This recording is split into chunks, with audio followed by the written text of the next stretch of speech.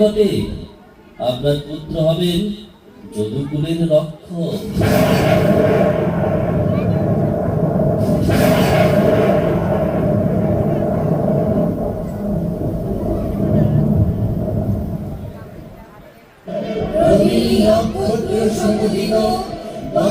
উজ্জ্বল সূর্য উদ্ভাসিত, পৃথিবীতে গ্রাম নগর গোষ্ঠ আক্রোশ সমূহ, মঙ্গল যুগ নদীর কলকল ধ্বনি, ফুলে ফুলে গাছ সুশোভিত, পক্ষীর কলতান, ভ্রমরের গুঞ্জনে মুখরিত, শিরোমণির মহাগ্নি প্রজ্বলিত, স্বর্গে দুর্ধুনি, মর্তে উলুধ্বনি, শঙ্খধ্বনি, যার জন্মনাম তিনি জন্মাবেন, এসেছেন, আবির্ভূত হয়েছে আমাদের প্রাণের ঠাকুর। বিভর্ষীর পানি অববোধমাত্মা ক্ষেমারে লোকস্য চরাচরস্য শক্ত উপপন্নানি সুখাবহানি শতম অভ্রদানি মূলখলানাম। হে ভগবান, যিনি সর্বকারণের কারণ, জ্যোতিস্বরূপ ব্রহ্ম বলে আখ্যাত, সেই আপনি অন্তদর্শনের কারণ স্বরূপ সাক্ষাৎ বিষ্ণু। আপনি অনুগত জনের ভয় হারি আমাদের রক্ষা করুন। নিষ্ঠুর কংস এসে আপনাকে বধ করবে, এই ভয় হবে আমায় বাঁচান। আমার ইচ্ছা আপনাকে লুকিয়ে রাখি, কিন্তু এই দিব্য রূপ সম্বরণ না করলে কিভাবে লুকাবো? শঙ্খ চক্র গদা পদ্ম শোভিত এই অলৌকিক রূপে আমার গর্ভে জন্মেছে, এই কথা বিশ্বাসযোগ্য নয়। জগতে আপনি এই রূপ সম্বরণ করুন।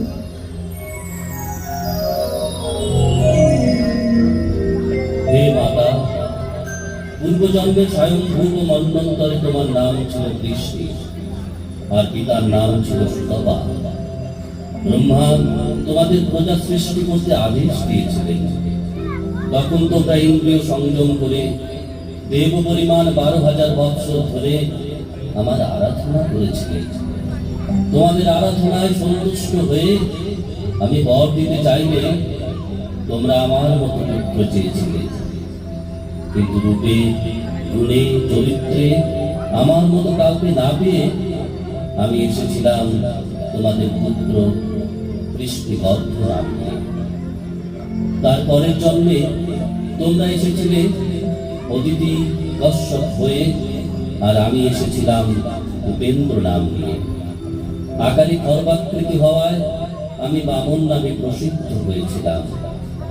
এখন তৃতীয়বার তোমরা এসেছ বসুদেব দেবকী হয়ে। যেদিন তোমাদেরকে বর দিতে এসেছিলাম সেদিন আমার এই চতুর্ভুজ নারায়ণ রূপ ছিল।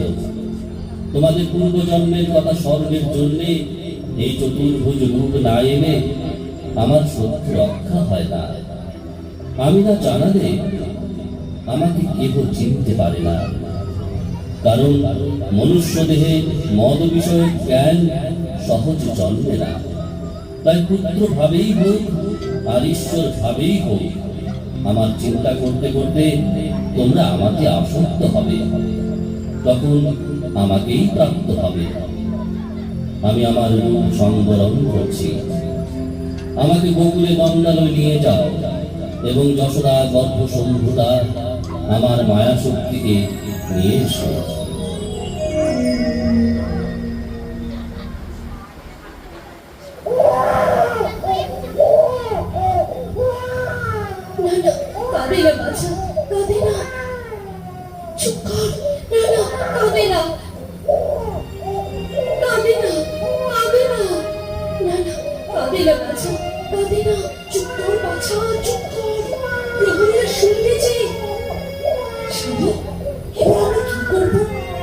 নারায়ণের আদেশ তো আমার পালন করতে হবে দেবকী।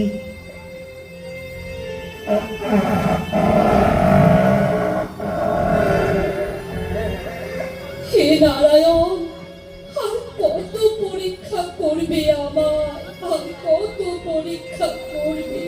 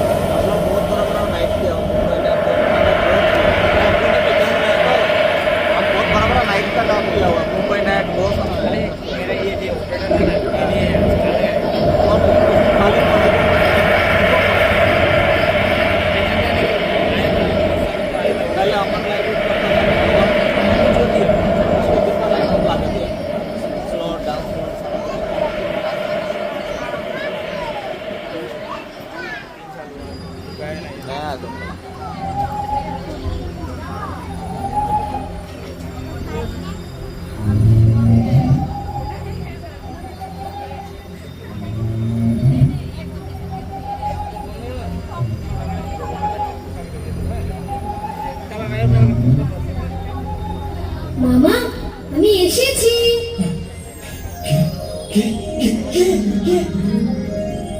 এই যে আমি এখানে, আমি এখানে, আমি এইখানে। আমি কি দেখছি?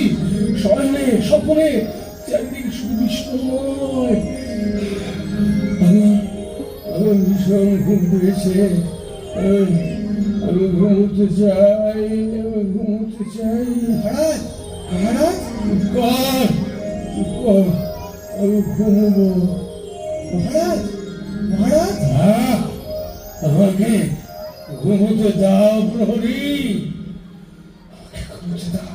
মহারাজ, দেবকীর অষ্টম গর্ভে সন্তানের জন্ম হয়েছে।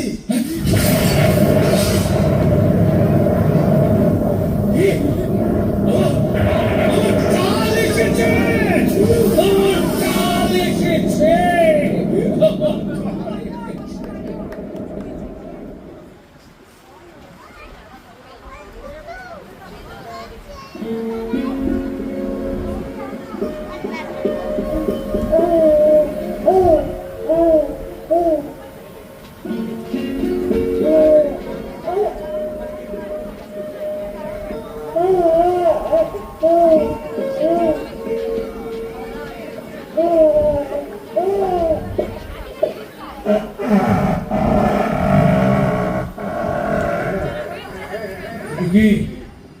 দেবকী, কোথায় আমার কাল?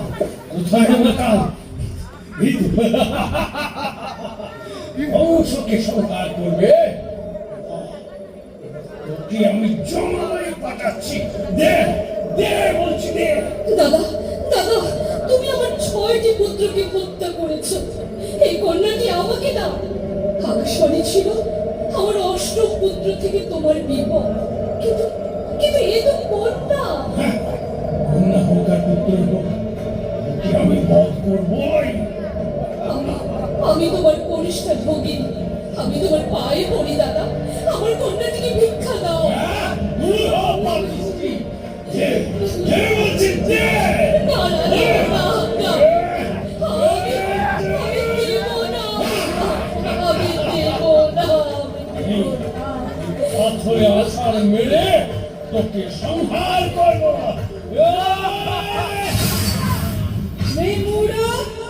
আমাকে বধ করে তোর কি বা লাভ হবে?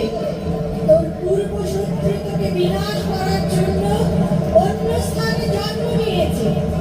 হে পাপিষ্ঠ, তুই বৃথাই আমায় বধ করার চেষ্টা করলি। আমি কি দেখছি? দেবী অষ্টভুজা, তাহলে দেবকী বসুদেবের কন্যা কি সাক্ষাৎ দুর্গা?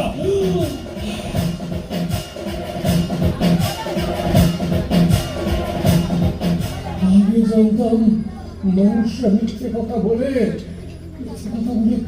এখন দেখছি দেবতারাই মিথ্যাবাদী। এ দেবকী বসুদেব, আমাকে তোমরা ক্ষমা করো, আমাকে তোমরা ক্ষমা করো, ক্ষমা করো।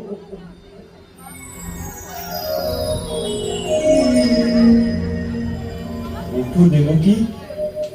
অসুরেরা রাজসিক কার্যকলাপে অত্যন্ত দক্ষ বলে মনে হলেও তারা সকলেই মূর্খ। তাই তারা যা কিছু করে তা সবই ব্যর্থ হয়। চলো চলো দেবকী।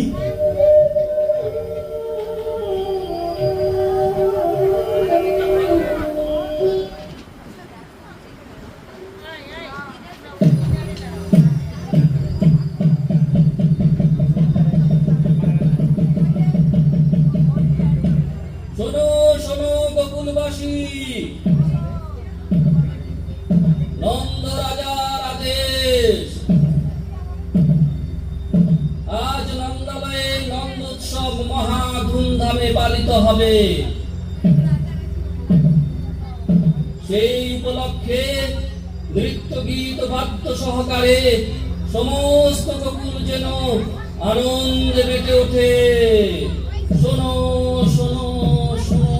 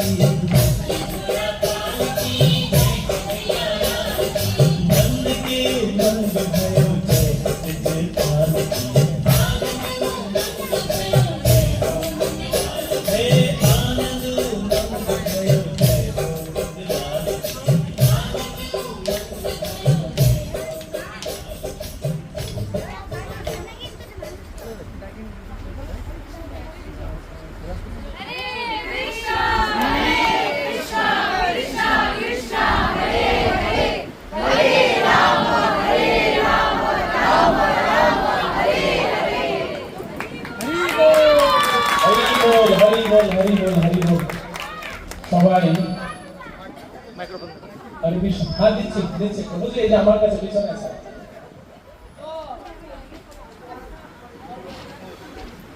হরে কৃষ্ণ। এই বলছি। আপনারা অনেক সময় ধৈর্য ধরে আমাদের অনুষ্ঠান দেখলেন, আমরা আপনাদেরকে প্রণাম জানাই। আজকে এখানে যারা এই নাটকে অংশগ্রহণ করেছে, আমি তাদের সঙ্গে আরেকটু সময় চেয়ে আপনাদের সঙ্গে পরিচয় করিয়ে দিতে চাই। আরেকটি কথা হলো, অ্যাকচুয়ালি আমরা যারা ক্লাসিক্যাল ডান্সার, আমাদের